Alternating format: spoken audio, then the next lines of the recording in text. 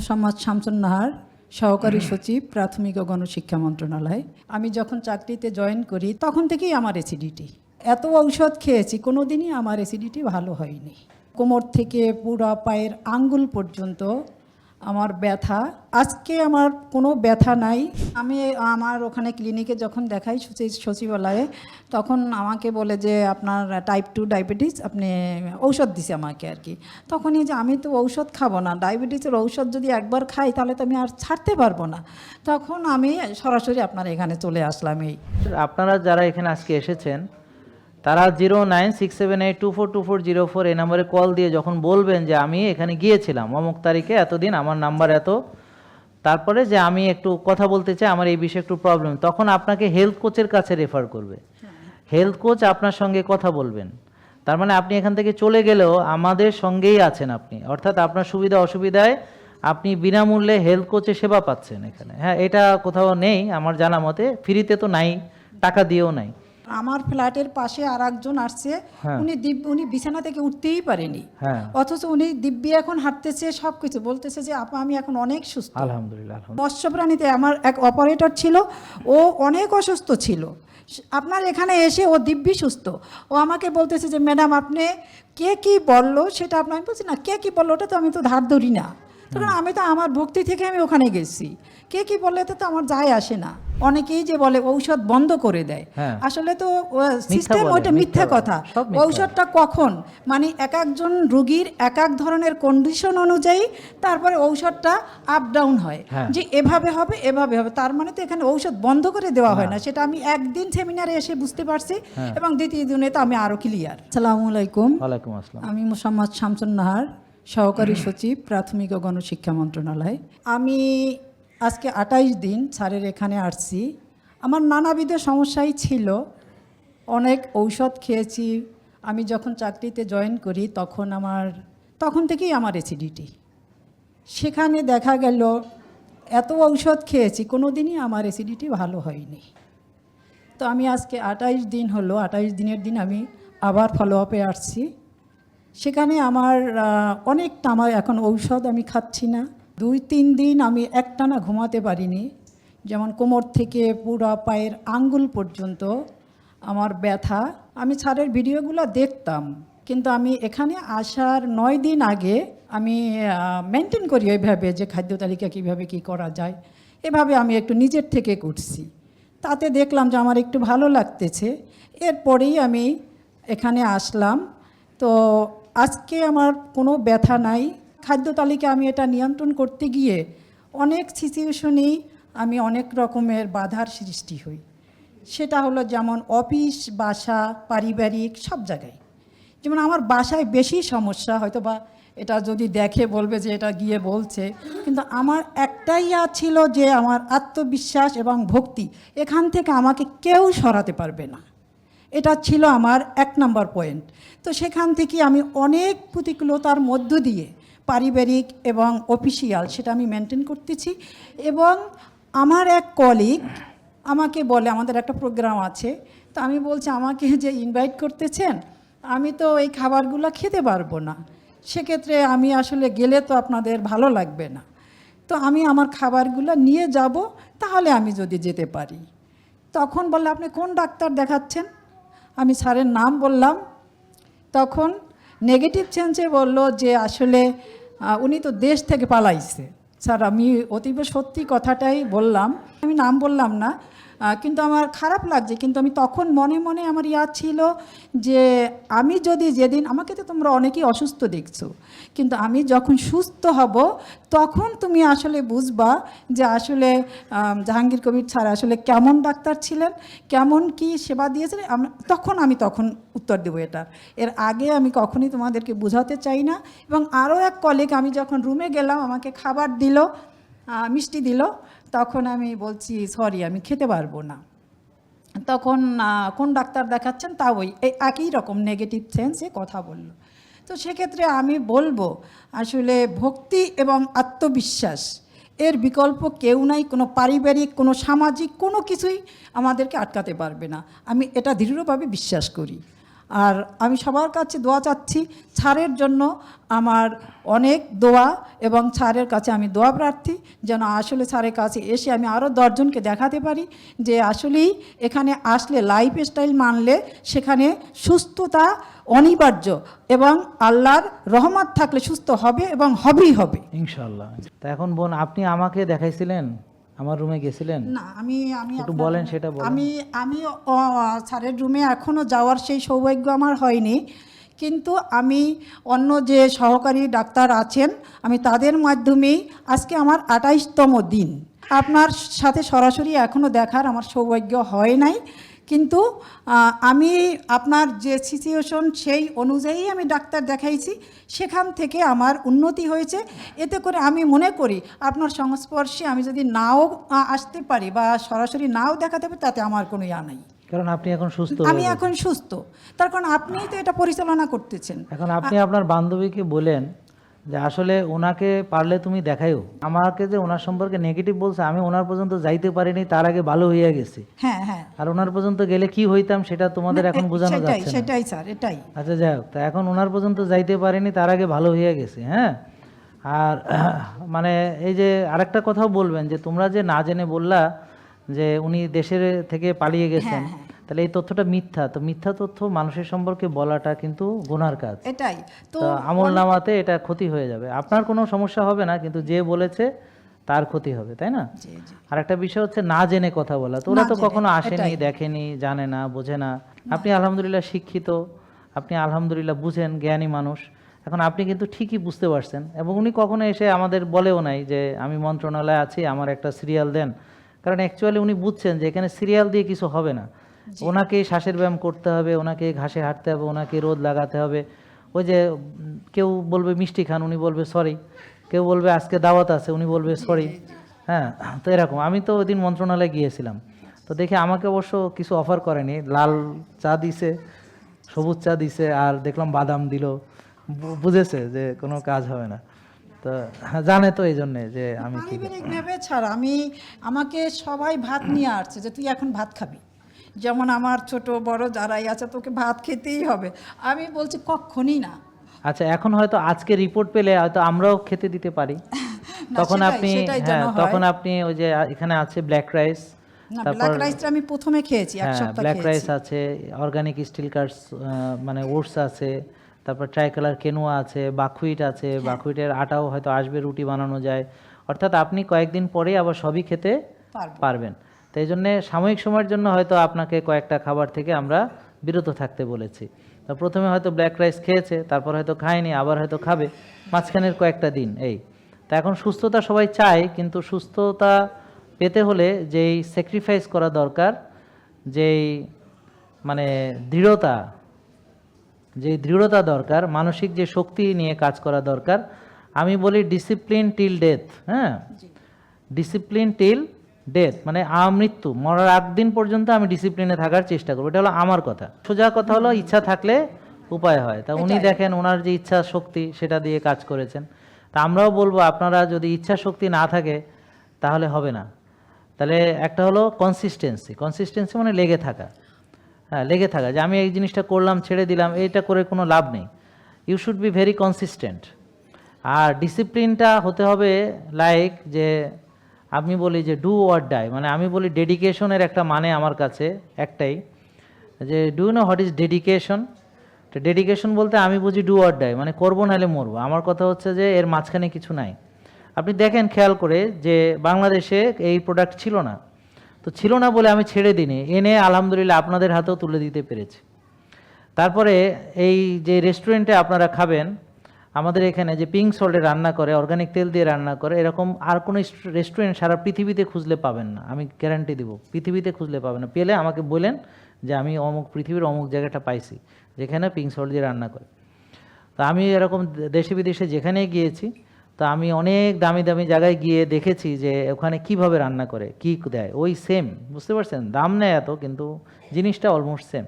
আর যদি অলিভ অয়েলও দেয় সেটা নর্মাল একটা অলিভ অয়েল, এক্সট্রা ভার্জিন এই, কিন্তু scientifical extraction used organic certified এই মানের যে অলিভ অয়েল, হ্যাঁ, এইটা দিয়ে রান্না করে আপনাকে খাওয়াবে, এরকম রেস্টুরেন্ট সারা পৃথিবীতে নেই। কিন্তু ওই যে বললাম নেই বলে যে থাকবে না তা তো না। তো সেই যে জিনিস নেই সেটা আমি আলহামদুলিল্লাহ সেটা আপনাদের মাঝখানে অ্যাভেলেবেল করতে পেরেছি। বুঝতে পারছেন? যেটা আপনি চাইলেও যে টাকা নিয়ে ঘুরতেছেন যে আমি এরকম একটা খাবো, আপনি পারবেন না, কিন্তু সেটা আমরা অলরেডি ব্যবস্থা করেছি। মানে ছিল না যা। তারপর কি ছিল না, যে ওনারা অনেক বড় বড় ডাক্তার দেখাতে পারেন, উনি একজন বড় সরকারি কর্মকর্তা মন্ত্রণালয়ে আছেন, উনি চাইলে যে কোনো বড় ডাক্তার দেখাতে পারেন। আমি একটু অ্যাড করি স্যার, যেমন আমি আমার ওখানে ক্লিনিকে যখন দেখাই সচিবালয়ে, তখন আমাকে বলে যে আপনার টাইপ 2 ডায়াবেটিস, আপনি ঔষধ দিছে আমাকে আর কি। তখনই যে আমি তো ঔষধ খাবো না, ডায়াবেটিসের ঔষধ যদি একবার খাই তাহলে তো আমি আর ছাড়তে পারবো না। তখন আমি সরাসরি আপনার এখানে চলে আসলাম। এই তো আর একটা বিষয় বলে যে সবাই বাহির থেকে মনে করে যে এখানে আসলে ব্যয়বহুল, কিন্তু আমি বলবো আসলে প্রথম মাসে একটু টাকাটা হয়, এরপরে তো আমাদের ইয়ার ভিতরে চলে আসে। যেমন এ মাসে তো আমার কোনো টাকাই লাগেনি, আমার 2600 টাকা গেছে। হ্যাঁ, তো আস্তে আস্তে তো টাকার পরিমাণটা কমে আসতে। ওটা বুঝে না, যেমন ও এটা একটু ব্যাখ্যা করি, তাহলে আপনার সামনেই ব্যাখ্যা করি, তাহলে আপনারা ওরা বুঝবে। সেটা হলো শোনেন, আমাদের এখানে কোনো ওষুধ খরচ নাই, আর আমাদের এখানে কোনো ডাক্তারের ফিও নাই। যেমন ম্যাডাম উনি চাইলে এখানে ডাক্তারকে ফি দিতে পারেন, ওনার টাকা আছে, কিন্তু তাও ওনাকে দিতে হয়নি।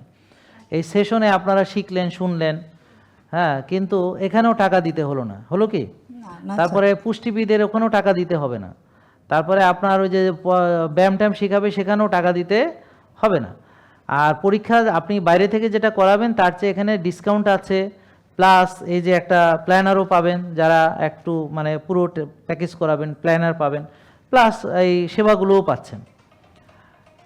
তাছাড়াও স্যার এখানে একটু আমি অ্যাড করি, যেমন আমরা স্বাভাবিকভাবে অন্য কোনো ডাক্তার দেখাইলে সেখানে আমাদের কোনো সমস্যা যদি দেখা দেয়, আমরা কিন্তু আর সিরিয়াল দিয়ে না যাওয়া পর্যন্ত আমরা কোনো কিছু করতে পারি না। কিন্তু আপনার এখানে হলো, যেমন আমার এখন একটা সমস্যা হচ্ছে, আমি তাৎক্ষণিকভাবে আমি ফোন করে বিষয়টা জানাতে পারলাম কর্তৃপক্ষকে, তখন আমি একটা সঠিক সলিউশন পেলাম। আচ্ছা, এদেরকে কর্তৃপক্ষ না, এখানে হচ্ছে আমাদের, আপনারা যারা এখানে আজকে এসেছেন তারা 09678242404 এই নম্বরে কল দিয়ে যখন বলবেন যে আমি এখানে গিয়েছিলাম অমুক তারিখে এতদিন, আমার নাম্বার এত, তারপরে যে আমি একটু কথা বলতে চাই, আমার এই বিষয়ে একটু প্রবলেম, তখন আপনাকে হেলথ কোচের কাছে রেফার করবে। হেলথ কোচ আপনার সঙ্গে কথা বলবেন। তার মানে আপনি এখান থেকে চলে গেলেও আমাদের সঙ্গেই আছেন আপনি, অর্থাৎ আপনার সুবিধা অসুবিধায় আপনি বিনামূল্যে হেলথ কোচের সেবা পাচ্ছেন এখানে। হ্যাঁ, এটা কোথাও নেই আমার জানা মতে, ফ্রিতে তো নাই, টাকা দিয়েও নাই।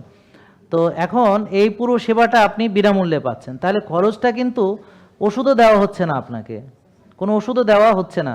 তাহলে যদি বলেন যে জেকে লাইফস্টাইলের খরচ, আসলে জেকে লাইফস্টাইলের কোনো খরচই নাই, কিন্তু এখন খরচটা হলো কি করে, ওনার যে প্রাথমিক খরচ সেটা হলো কি, উনি ঘি নিয়েছেন, তেল নিয়েছেন।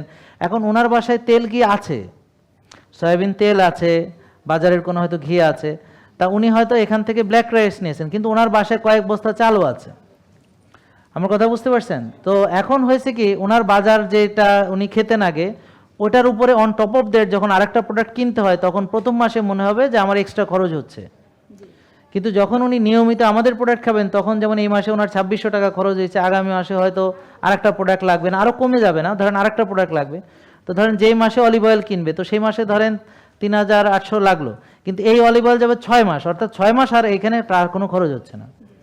তাহলে মাসে হিসাব করলে তাহলে কত টাকা আসে, এবার আপনি হিসাব করেন যে তাহলে 1000-এরও কম, 700-750 টাকা আসতেছে সারা মাসের তেল খরচ। আমি কি বোঝাতে পারছি?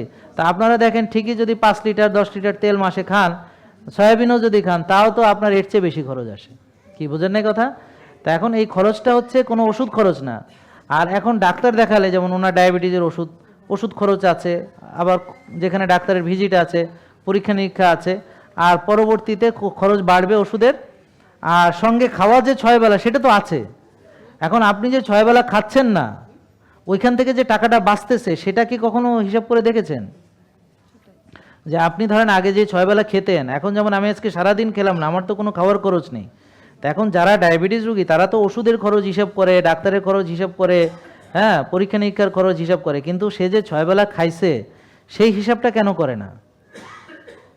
তাহলে যদি এভাবে হিসাব করেন যে আপনার 6 বেলা খেতে কত টাকা লেগেছে, তারপর বাইরে খেয়েছেন সেখানে কত টাকা, মানে খাবার মাসে আপনি কত টাকা আগে খরচ করতেন, দেখা যাবে যে সেই খরচটা কমে গেছে আরো, কারণ এখন উনি খান একবেলা। হ্যাঁ স্যার, এখানে আমি আরেকটু বলি স্যার, যেমন আমার সবচেয়ে প্রিয় খাবার ছিল ফ্রুটস।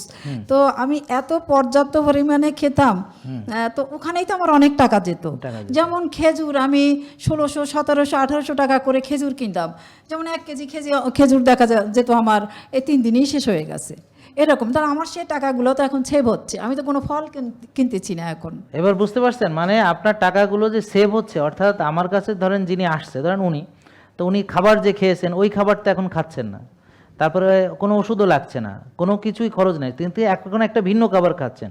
তো ওই খাবারটা যখন কিনেছেন তখন মনে হচ্ছে on top of that extra খরচ, কিন্তু এখন যখন এই খাবারই খাবেন তখন দেখা যাবে যে তার ওই যে আগের যে ধরেন যদি চানাচুর কেনা থাকে, যদি বিস্কিট কেনা থাকে ঘরের মধ্যে, যদি গুঁড়া দুধ কেনা থাকে, যদি ধরেন চিনি কেনা থাকে, যদি নুডলস কেনা থাকে, যদি পাস্তা কেনা থাকে, এভাবে আপনার সংসারে দেখবেন যে অনেক কিছু অলরেডি ঘর ভর্তি আছে, ও যেগুলো এখন আর আপনি খাচ্ছেন না। তো কয়েক মাস পরেই আপনি বুঝতে পারবেন যে আসলে খরচ এখানে আরো কম, ভীষণ কম, বুঝলেন, ভীষণ কম। তো এটা বুঝতে সময় লাগবে, কিন্তু এখন আপনি আসছেন, আপনার ঘর ভর্তি বাজার আছে, কেনাই আছে সব। এখন যদি আপনি 10,000 টাকারও কিনে নিয়ে যান, আপনার কাছে মনে হবে আমার এটা খরচ, কিন্তু যখন পুরো মাসের বাজার খরচ শুধু এই খরচগুলোই হবে, তখন আপনি দেখবেন যে অনেক কিছু কিনে নিয়ে ঘরে সাজায় রাখতে পারতেছেন, কোনো প্রবলেম হচ্ছে না। কারণ কি, ওই যে বললাম, ওই যে খেজুর যদি 4 দিনে 1 কেজি করে লাগে, তাহলে এইভাবে হিসাব করলে যদি আমি সপ্তাহে একটাও ধরি, মাসে তো 5-7 হাজার টাকার খালি খেজুরই খাওয়া হয়, বা 10,000 টাকার খেজুর খাওয়া হয়। তা আপনি 10,000 টাকার প্রোডাক্ট নিয়ে চাইলেও খাইতে পারবেন না, কারণ এই তেলকে এভাবে চুমুক দিয়ে খাইতে পারবেন, এটা তো আধা চামচ করে খাইতে হবে। আমি তো চাইলে খাইতে পারেন, কিনে নিলেই যে খাইয়ে ফেলতে পারবেন তাদের ভিনেগারকে আপনি অতগুলো খাইতে পারবেন, বড় ধর 1 চামচ খাইতে পারবেন প্রতিদিন। তাহলে এই একটা ভিনেগার 1 চামচ করে খাইলে, বোন আপনি যে 28 দিনে আপনার কি এটা শেষ হয়ে গেছে? না স্যার, মানে 3 মাস লাগবে মিনিমাম। এখন মানে তিন ভাগের 1 ভাগ শেষ হয়নি, এই যে মানে এতটুক পরিমাণ, এতটুক শেষ হয়েছে, মানে ওনার 28 দিনে এতটুক শেষ হয়েছে। তাহলে এতটুক, তাহলে প্রায় 4-28 দিন, প্রায় 3.5 মাস চলে যাবে, তার প্রায় 3.5 মাস যাবে। তাহলে এখন সে ডেইলি কয় টাকার খরচ করছে? আসলে আমি তো কিনে এখন 3.5 মাস যাবে।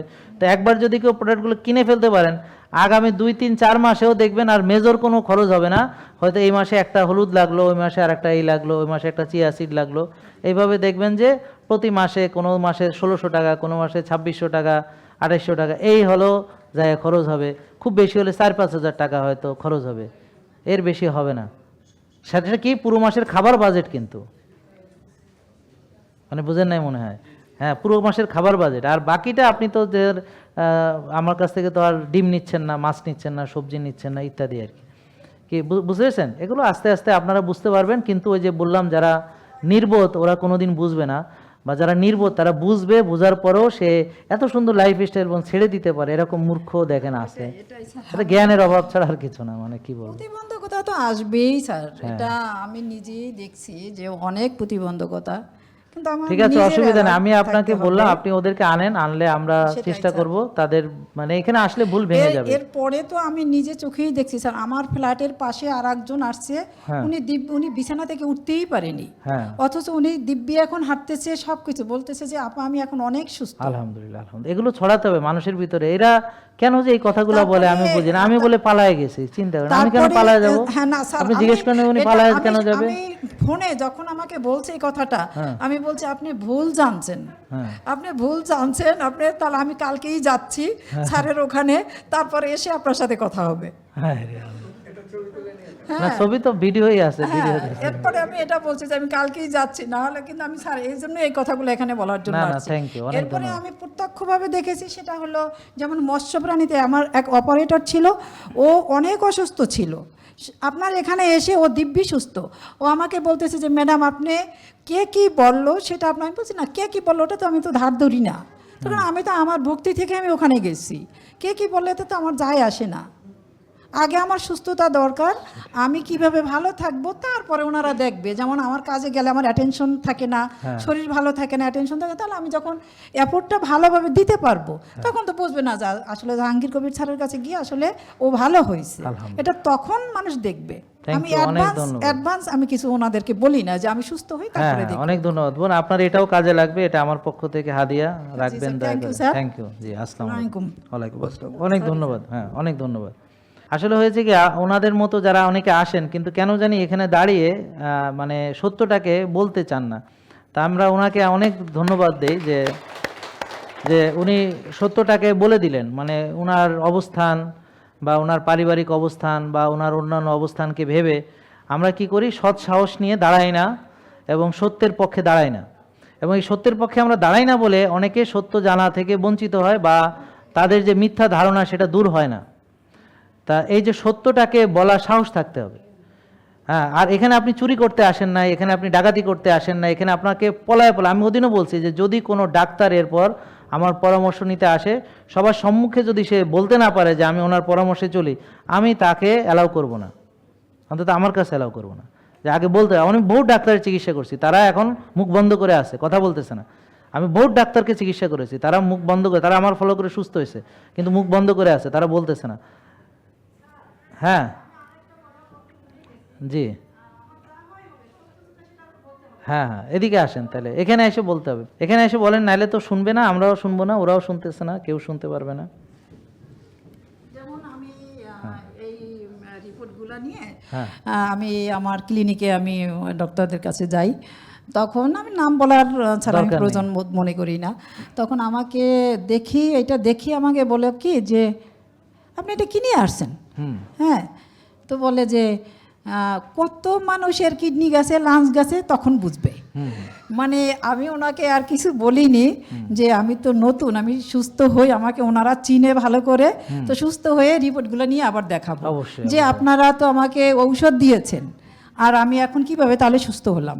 আমার তো ওষুধ লাগে না, এখন কেউ ওষুধ খায় না তার কিডনি লিভার নষ্ট হয়ে যাবে, আর যে 13টা ওষুধ খায় ওর কিডনি লিভার ভালো থাকে। এছাড়া যেমন আমি তো এখানে সেমিনারে আসলে আমি আসার সেই রকমের সুযোগ হয় না। আমি একদিন আসছি আর আজকে স্যার এই 2 দিন। হ্যাঁ। তো এতে অনেকেই যে বলে ঔষধ বন্ধ করে দেয়, হ্যাঁ। আসলে তো সিস্টেম বলে, ওইটা মিথ্যা মিথ্যা কথা। বলে, সব মিথ্যা। ঔষধটা কখন মানে এক একজন রোগীর এক এক ধরনের কন্ডিশন অনুযায়ী তারপরে ঔষধটা আপ ডাউন হয়, হ্যাঁ। যে এভাবে হবে এভাবে হবে, তার মানে তো এখানে ঔষধ বন্ধ করে দেওয়া হয় না। সেটা আমি একদিন সেমিনারে এসে বুঝতে পারছি, এবং দ্বিতীয় দিনে তো আমি আরো ক্লিয়ার। হ্যাঁ, ইনশাল্লাহ, থ্যাংক ইউ, এটাই অনেক স্যার। ধন্যবাদ। আসসালামু এরকম আলাইকুম। অনেক মিথ্যা আপনি দেখবেন যে ওরা আমাদের সম্পর্কে প্রচুর মিথ্যা কথা বলে। এখন এই মিথ্যার কারণে ওদের যে কি হবে বোন, আপনি নিজের ভাইও দেখেন যে এই যে মিথ্যাগুলা, মানে এরকম আপনার মতো লোক এত সহজ না আর কি। থ্যাংক ইউ, না আসলে রেসপেক্ট, হ্যাঁ আপনার জন্য রেসপেক্ট, এরকম লোক আসলে এত সহজ না। Thank you. JK lifestyle limited, ওষুধ মুক্ত সুস্থ জীবন।